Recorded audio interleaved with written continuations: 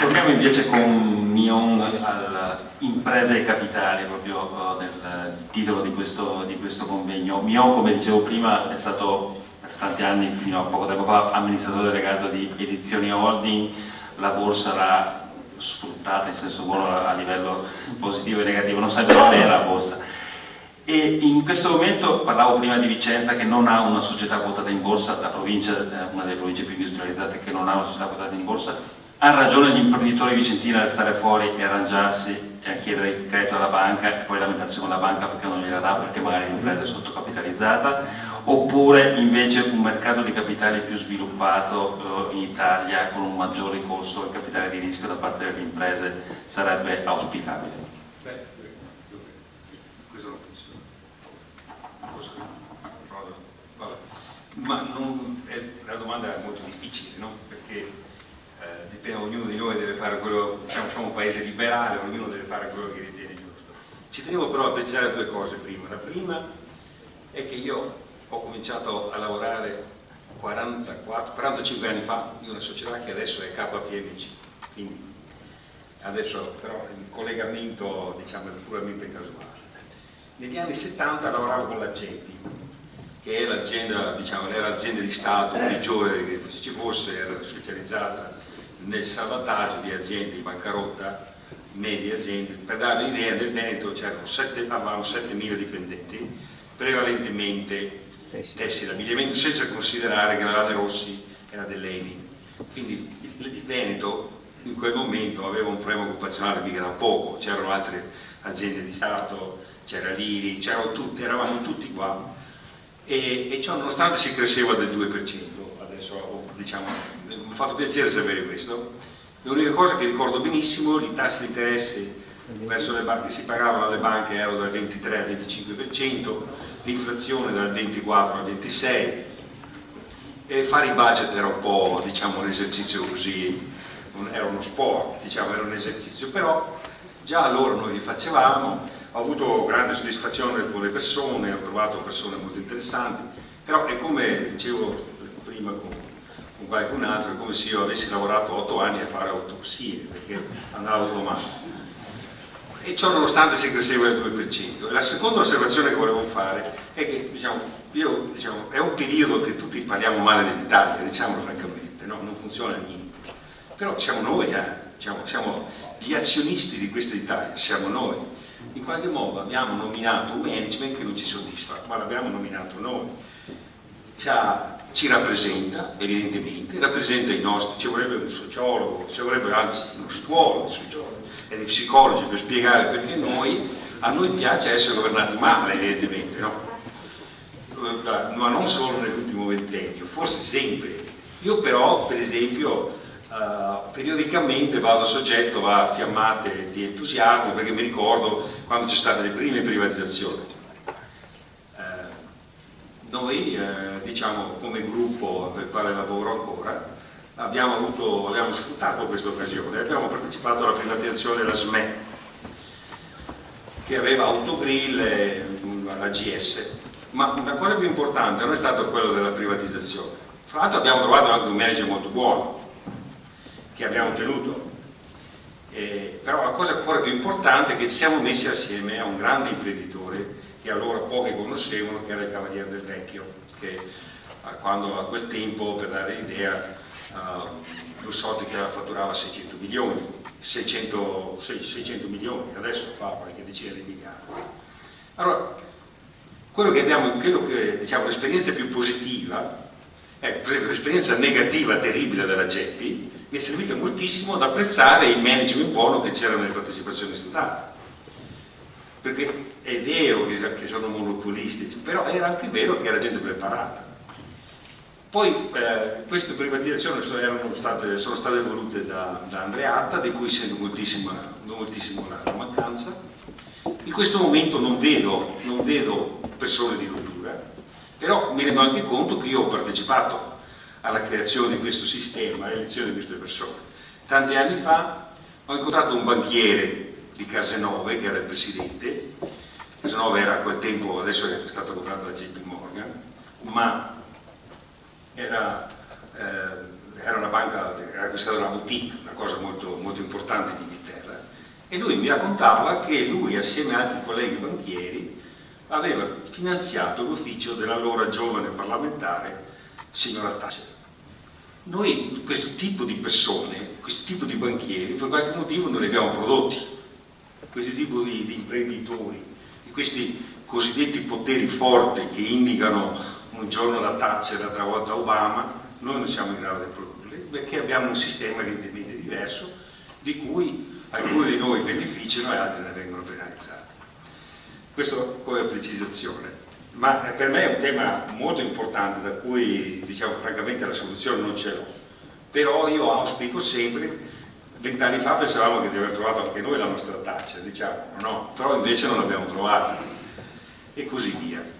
Adesso c'è il problema, diciamo, come per me la cosa importante di questo momento, volevo ritornare sul discorso di questa esperienza felicissima che abbiamo avuto con il Cavaliere del Vecchio.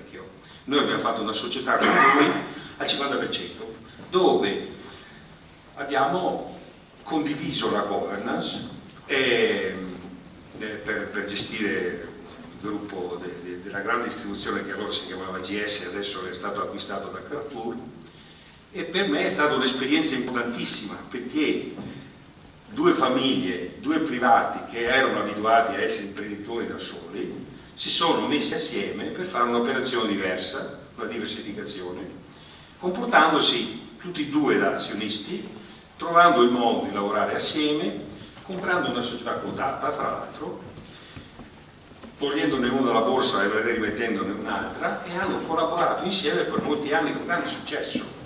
Naturalmente con anche differenze di opinione, differenze di esperienza, differenze di mentalità, ma hanno potuto condividere e hanno potuto avere successo.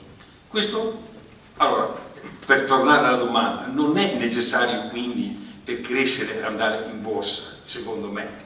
Naturalmente tutti vorremmo, anche perché, come dire, la nostra origine, la nostra cultura, la nostra storia non è che, diciamo, il mercato finanziario, giustamente l'ha detto prima il professor Cipolletta, uno va in borsa per trovare dei soldi, ma non è perché ha un progetto, ha un programma, è rarissimo quello che succede questo. Ricordo per esempio il Cavaliere del Vecchio questo ha fatto. Per esempio la famiglia per la quale ho lavorato, quando ha fatto la Benetton, invece quando è andato in borsa con la Benetton ha avuto lo stesso effetto, ha trovato il finanziamento per poi il nostro cambio culturale è avvenuto con la privatizzazione di SME, dove lì abbiamo avuto un atteggiamento diverso nei riguardi delle società. E ripeto, non è necessario, la cosa importante è trovare il socio, magari più bravo di te, magari più intelligente di te, col quale fare un certo percorso. E questo è il tema, secondo me, su cui adesso che diventa di estrema attualità.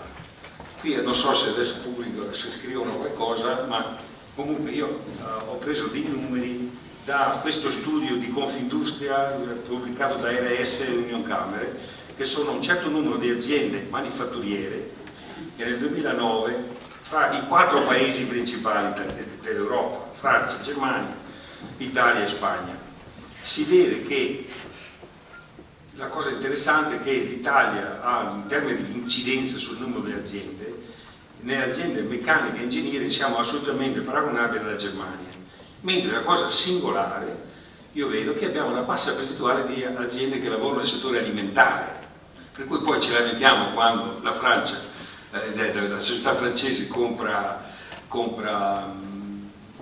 Parmalat, però c'è poco da fare, diciamo, nonostante che noi abbiamo grandissime aziende nel settore alimentare, loro sono più forti.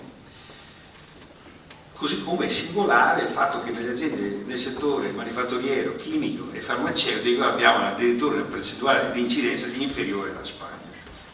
Il punto più drammatico però è invece la tabella 2, dove fa vedere il ritorno dell'investimento per dimensione aziendale, dove si vede che a seconda delle dimensioni, per il numero di dipendenti, di fatto, facendo anche una media, l'Italia ha il ritorno dell'investimento, a prescindere dalla dimensione del numero di dipendenti, più basso di tutti.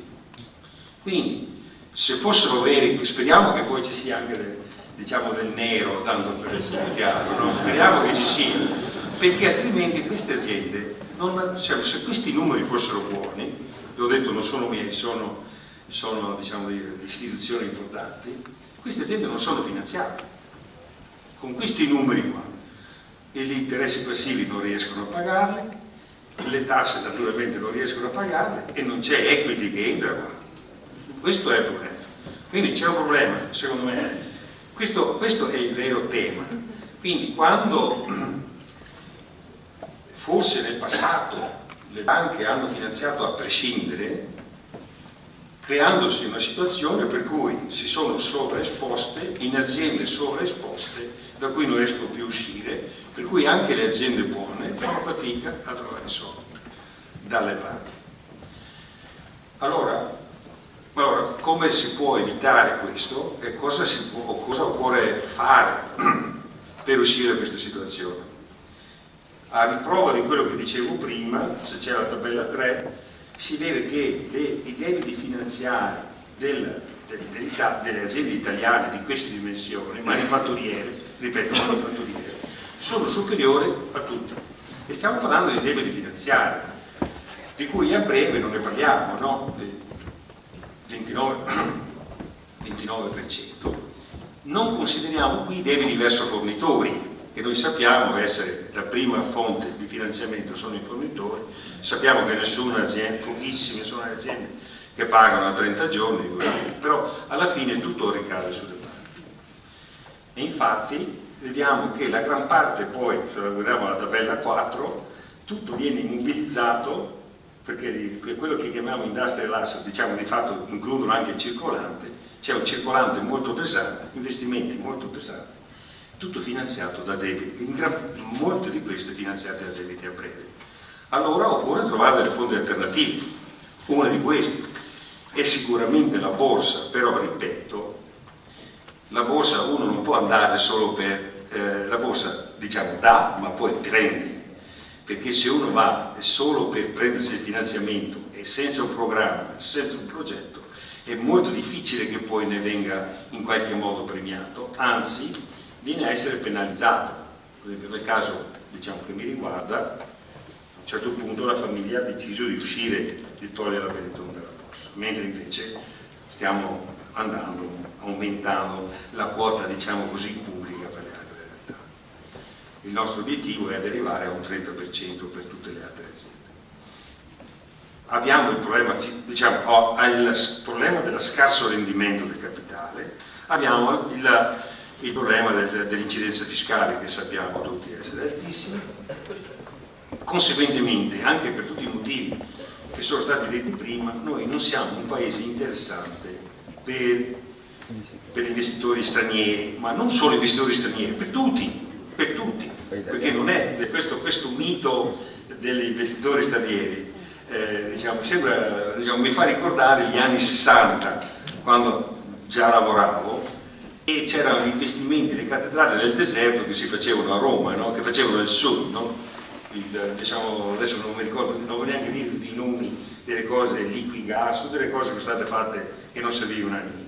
Però il vero problema è che abbiamo l'Italia divisa in due, un'Italia diciamo così industriale del nord che non riesce a avere credito, un'Italia del sud che se fosse un'altra nazione sarebbe la quinta nazione europea, che non ha attività industriale, non ha attività turistica, non ha credito, ma diciamo aspira a vivere diciamo in un sistema o pubblico o di disoccupazione, che non è proprio il massimo, no? Infatti da questo numero fa impressione vedere la differenza fra il numero di aziende fra centro-nord e sud, fa veramente impressione, tenendo presente che la popolazione non è concentrata in modo molto diverso.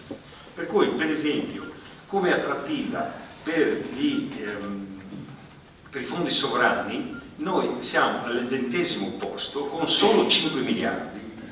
Per dare un'idea, la Germania ne ha attratto 30 miliardi, la Svizzera in particolare 27, l'Australia che sono 4 gatti 32, la Cina 70, gli Stati Uniti 70, il Regno Unito, ecco allora il liberale, 78. Su questi 5 è un po' sbagliato perché include una cifra del trend del Lussemburgo, di cui uno l'abbiamo preso noi, perché un fondo sovrano di Singapore ha investito 1 miliardo. E devo dire che noi, quando per parlare con le istituzioni per certi nostri problemi sulle infrastrutture, noi non avevamo nessun credito, ma aveva molto più forza il fondo sovrano di Singapore. Il fondo sovrano di Singapore, quando noi avevamo un problema, andavamo dappertutto, non ci seguiva nessuno. Quando parlavo quello di Singapore era molto più autorevole, quindi anche per noi. Allora, tornando al punto, la cosa importante per me, l'esperienza con SME, Luxottica, eccetera, è stata quella di consumarmi le scarpe a cercare di tenere buone relazioni col socio di tutti i generi e specie. Non ultimo le banche. Noi, per esempio, per motivi diversi, problemi con le banche non ne abbiamo mai avuti, ma io e i miei collaboratori spendiamo e abbiamo speso moltissimo tempo a lavorare per spiegare cosa volevamo fare, che progetti avevamo, che programmi avevamo, che numeri pensavamo di ottenere, che tipi, perché poi li ottenevamo o perché non li ottenevamo.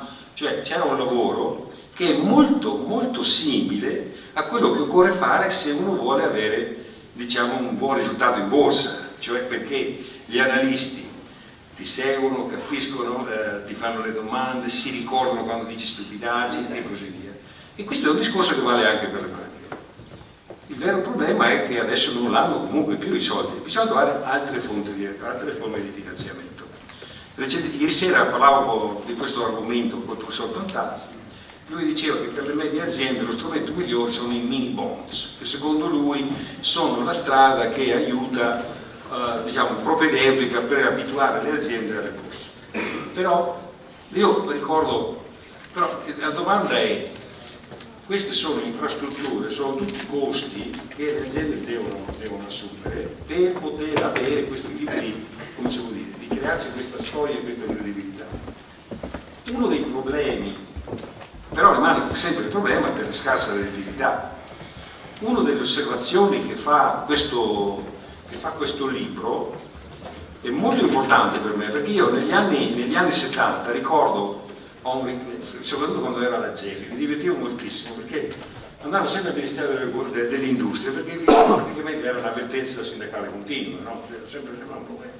La cosa interessante, giusto una nota di colore, grandi incontri di sindacati, prima si faceva il comunicato stampa e poi si faceva il dibattito, perché già si sapeva quando andava a finire. Era un rito, no? Però era interessante per me, che poi ero più giovane allora, ma a quel tempo però c'era, per il Ministero dell'Industria, c'erano moltissimi economisti che collaboravano col Ministero nel cosiddetto piano di settore, che poi con leggi speciali dava delle agevolazioni a chi faceva investimenti di un tipo piuttosto che un altro nel settore dell'elettronica. Lo so che questo non è liberale, però da qui bisogna uscire da questa situazione, cioè c'è un problema evidente che molte aziende devono essere rimodernate, molto personale deve essere riqualificato. Pagare solo, secondo me, l'indennità di disoccupazione non è bene, bisogna poi riaddestrare il personale, perché bisogna mettersi anche, ci sono persone da 40-50 anni che devono essere riqualificate, quindi ci vogliono agevolazioni, incentivi e politiche di addestramento, perché non possiamo espellere in nome del liberalismo, né possiamo pensare che lo facciano da solo. Allora, l'esempio sempre di questa pubblicazione dice che favorevoli politiche per la ricerca e sviluppo sono state introdotte in Francia e in Spagna, pensa un po' alla Spagna, per incoraggiare gli investimenti e le esportazioni e per favorire la riqualificazione delle risorse umane. Adesso, immagino che ci saranno i fondi europei, adesso diciamo io non sono più tanto dentro questo tipo di problema, ma questo secondo me dovrebbe essere una fonte, dovrebbe essere uno dei modi per impiegare i fondi europei, per far sì che la gente di una certa età, di un certo tipo di professionalità possa riqualificarsi. Speciali agevolazioni, però in Italia non siamo forti su questo. Le speciali agevolazioni sono state introdotte con successo per aumentare la cooperazione fra aziende e centri di ricerca. e sono state concesse in Francia, Spagna e Germania. E l'osservazione di questo libro finale è: l'Italia, che 30 anni fa era all'avanguardia nelle politiche di sviluppo territoriale, non so, per esempio, io vengo dalla provincia di Padova, a Rovigo era zona depressa, tutto il delta del Po, zona depressa. Allora lì poi l'abbiamo caratterizzata perché c'era Bisaglia, c'era questo, c'era quello, ma quella era zona depressa. C'era una legge che si chiamava 623 e lì si pagava poco interesse e c'erano anche contributi a fondo perduto per chi faceva delle installazioni industriali. L'Italia, che 30 anni fa era all'avanguardia delle politiche di sviluppo territoriale, sembra non aver programmi paragonabili a quelli degli altri 3 paesi. Allora, questo fa pensare, non so, per esempio, noi abbiamo un Ministero dell'Economia che praticamente fa tutto lui, sa tutto lui. Però, io, per esempio, recentemente, parlando con il professor Grospietro, dicevo: guarda, a me piacerebbe che tu facessi. Franco Grospietro era uno dei consulenti allora del ministro dell'industria, assieme a Prodi, Lizzeri, Filippi, Pontarollo, Ranci. Ecco, questi erano dei nomi, almeno sono quelli che mi ricordo, con cui in qualche modo avevo a che fare, sempre da questo bugliolo che era la Ceppi, no? Ma io sento la necessità di avere, diciamo, una politica industriale che faccia sì che le aziende si rimettano in moto. Che è vero la spesa, è vero l'aumento dei consumi, ma ci vuole anche lavoro. Il lavoro si può, però un lavoro che abbia un rendimento, un lavoro che consenta a chi investe, perché questo è il problema: qui non investe nessuno perché non c'è ritorno. A parte poi tutte le chiacchiere della politica, la redistribuzione, i ricchi devono pagare, i poveri no, e tutte queste cose qua, ma se non c'è rendimento non investe nessuno. Questo è il problema. Quindi per me l'ultimo suggerimento è: occorre far sì che le aziende si attrezzino con persone che le aiutano a dialogare nel mercato dei capitali, che sia questa borsa, che siano altre forme, non c'entra, diciamo, non ha. Però io vedo che è inutile pensare che il passato ritorni. Le banche, premesso che anche loro hanno i loro problemi, premesso che anche loro hanno le loro responsabilità, non saranno più quelle che potranno finanziare tutto come nel passato.